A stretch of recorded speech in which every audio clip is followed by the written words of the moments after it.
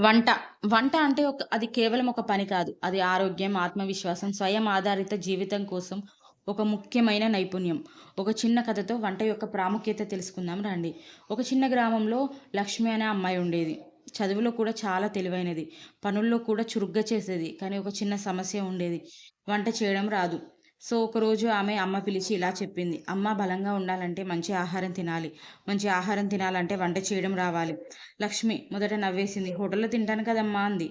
కొన్ని రోజుల తర్వాత చదువు కోసం పట్టణానికి వెళ్ళింది. అక్కడ ప్రతిరోజు బయట ఆహారం తినడం వల్ల తన ఆరోగ్యం బాగా లేకపోయింది. అప్పుడు అమ్మ మాటలు గుర్తుకొచ్చాయి. ఆమె చిన్న చిన్న వంటలతో మొదలుపెట్టి అన్నం, పప్పు, కూరలు కొన్నిసార్లు తప్పులు కూడా చేసింది. కానీ ఆపలేదు. కొన్ని రోజుల తర్వాత లక్ష్మి చాలా రుచిగా వంట చేయడం నేర్చుకుంది. ఇంట్లో చేసిన ఆహారం తిని ఆరోగ్యంగా, ఉత్సాహంగా మారింది.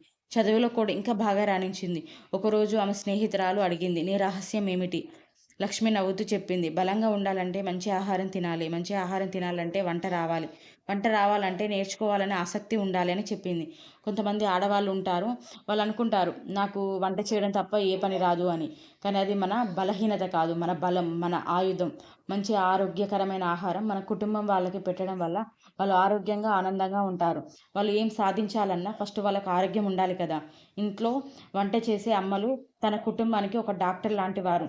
మీకు మీ అమ్మ చేసిన వంటలు నచ్చితే ఒక చిన్న థ్యాంక్ యూ చెప్పండి. అది వాళ్ళకు మీరిచ్చే గోల్డ్ మెడల్ లాంటిది.